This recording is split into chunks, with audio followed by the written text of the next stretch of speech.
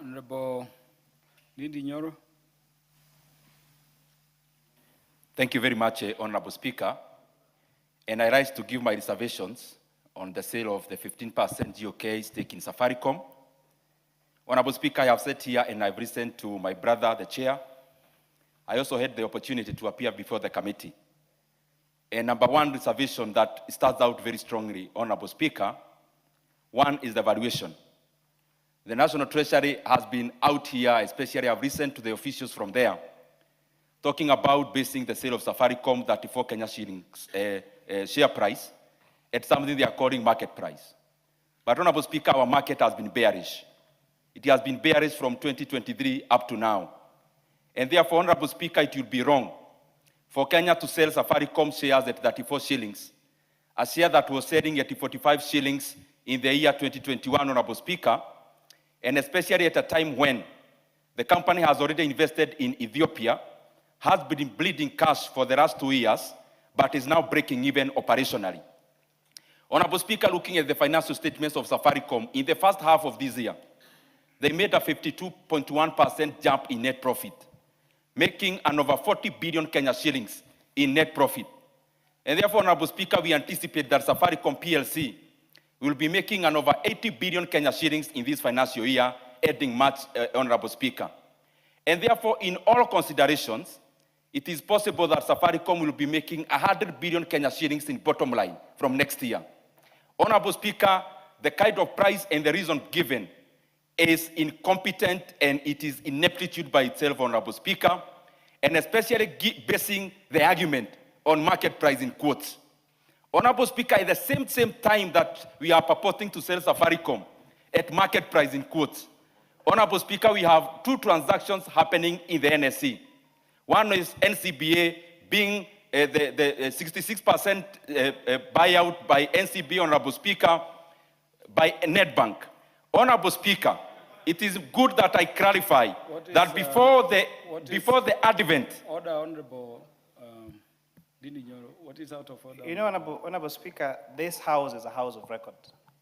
And it would be very wrong if we do not challenge the misleading information being given by the Honorable, my good brother, the MP for Kiharu. On the matter of valuation, the valuation that we use, and is very well stipulated in our reports, we have not based it on the market value. We have used economic models that are known globally as models of valuation of shares. So unless Honorable Ndindi Nyoro has come up with his own formula of how to value shares that is not there available in the economic information, Honorable Speaker, then he should tell us. But several methods that are used, including a price-earning ratio, enterprise value divided by EBITDA, has all given this year price between 10.96 shillings and 33.5 shillings, as I outlined in my report, Honorable Speaker. So unless Ndindi Nyoro has his own formula that he is vetted, that he needs to prove to all the economics and finance experts globally and patent that as his formula, then whatever he's saying is just yes, and it's important that he goes on record, not to use formulas that are not in the domain of valuation of shares, because they are known formulas that like you've highlighted in our report, Honorable Speaker. Honorable Ndindi Nyoro. Honorable Speaker, I see people going around inviting people to give points of order on my contribution, and I hope that this filibustering is not taking away my time. But just to teach my brother some formula, Honorable Speaker, the same formula he's proposed. Honorable Ndindi Nyoro, you know you are Speaker. You will be given all the time you need if your time would have been eaten into by any point of order. So just give your explanation. The point of order I hear, and I've guillotined your time deliberately, is the presentation you made was that the share value here in terms of the pricing in this transaction was based on the market price. And I hear the chair of the committee in charge of finance to be saying that was not so, and he's saying he had other formulae. All those formulae are not market price. So can you just respond to that, then you go to continue your presentation. Honorable Speaker, that is basically the incompetent I was talking about. because, Honorable Speaker, using the same formula put forth by the chair, the one he finished with is PE ratio. I want to inform my brother that the PE ratio by the close of this financial year of Safaricom will be around 16. The market average is higher. Our buyers who are buying Safaricom shares, the highest PE ratio, the best PE ratio they have ever had is 40, Honorable Speaker, in 2022. Currently, their PE ratio is actually negative because they make losses. The PE ratio of Etisalat is over 30, Honorable Speaker. The PE ratio of Orange, the PE ratio of Airtel. And therefore, Honorable Speaker, it is proper that Kenyans are watching the total incompetence at which we are selling our Safaricom stake. That even our own arguments are against us, Honorable Speaker. The second thing, Honorable Speaker, that I want to bring forth. Did you say the price at which the shares are proposed to be sold is inadequate or incompetent? What did you say? Honorable Speaker, when it comes to a business transaction, you are either competent to look for value for money for yourself, or you are incompetent to give yourself to the other party. What I'm saying is this: the same formula the chairman is proposing of PE ratio of telcos. By the close of this financial year, the anticipated profit of 80 billion. Honorable Speaker, the PE ratio of Safaricom will be around 16.1 years, Honorable Speaker. Honorable Speaker, the competitors in telcos, Etisalat, Airtel, and the others, Honorable Speaker, their PE ratios are much worse, Honorable Speaker. And it is glaring, Honorable Speaker, that we are giving forth an Honorable Kimani, Kuria, what is out of order? This is now a competition about finance minds, and it is beneficial for our debate. Honorable Speaker, I did challenge my good brother, the honorable member for Kiharu, to give us one formula that he's using to give that price. And the price earning multiples, Honorable Speaker, as we've calculated, and as shown by KCB as a firm that was valuing this years, gave it a low of 10.62, an average of 17.08, and high of 25.01. Those are facts. So unless the Honorable Ndindi tells us, for him to call us incompetent, can he tell us which economic formula he's using so that he doesn't start talking about Orange? We're not selling Orange. He's talking about other telcos. We're not talking about other telcos. What valuation model are you going to use to propose the price that you're calling as incompetent? And until he answers that question, Honorable Speaker, he should withdraw his term of the word incompetence and all those other aspersions is casting on the National Treasury and on this Honorable House, Honorable Speaker. Honorable Ndindi Nyoro, what is asked of you should be very easy.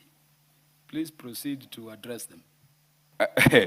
Honorable Speaker, it is laughable that I wish the chair is listening to himself. He's talking about the PE ratio. Honorable Ndindi Nyoro, have you looked at the report of the committee? I have. Yes, in the report of the committee, there are 5 models of share valuation demonstrated there, not only PE ratio. What I hear the chair of the committee to be asking is that if you say we would have yielded as a nation a better price than this, and you are tagging it to a price, what formula do you use to arrive at your price so that they would be justified mathematically to seek more? Proceed. And I would rather you give me time, because every member will have time to contribute, and I don't need any help. I will also not purport to help them. I would rather contribute, the other members will have their time. Honorable Speaker, let me put it very correctly, Honorable Speaker. The formula I am using is the same chairman used. The PE ratio is price of an... Honorable Ndindi Nyoro, the majority leader is on a point of order. You know, Honorable Speaker, I'm one of those people who rarely interject when members are contributing. But Honorable Nyoro has a duty and a responsibility to respect other members. He has used very unparliamentary language to begin with, and those are some of the issues the chair stood up on a point of order. You cannot call people incompetent because he said that the valuation models used here are incompetent, and the committee that has considered it, they are incompetent. Honorable Bariko is interrupting me because he's also a member of that committee. This is a committee of 30 members.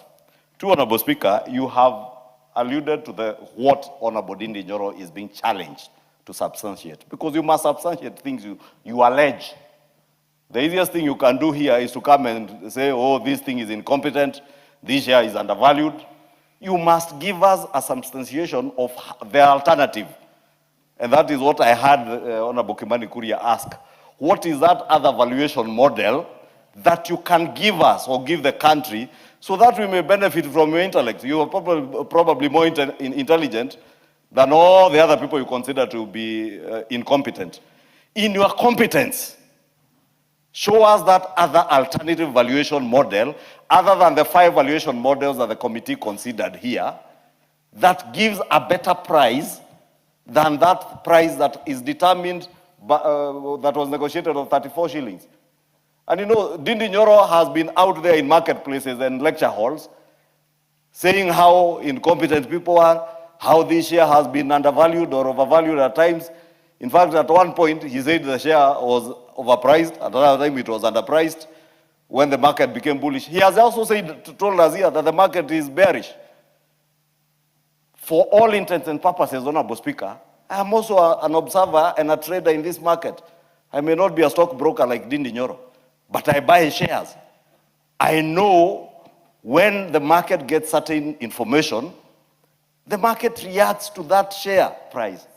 When there was information on this session of paper, the market reacted. In fact, long before even this news became news that government was going to divest, the market reacted to it.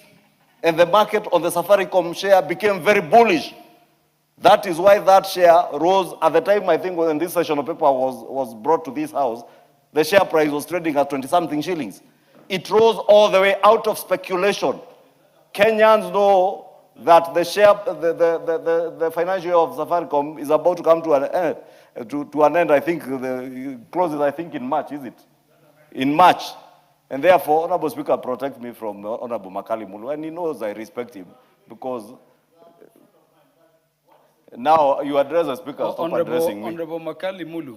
You know you are becoming like Alonzo Musyoka now, just shouting in rallies. You address me through the Speaker. You don't address me like Alonzo Musyoka. It's Alonzo Musyoka who is used to address it. Majority Leader, you will not Majority Leader, you will not mention Kenyans who are not before the House in a manner that does not enable them to defend themselves. Honorable Makali Mulu, you are old enough to know you cannot talk at the Speaker when the Speaker is giving a ruling. Take back your seat.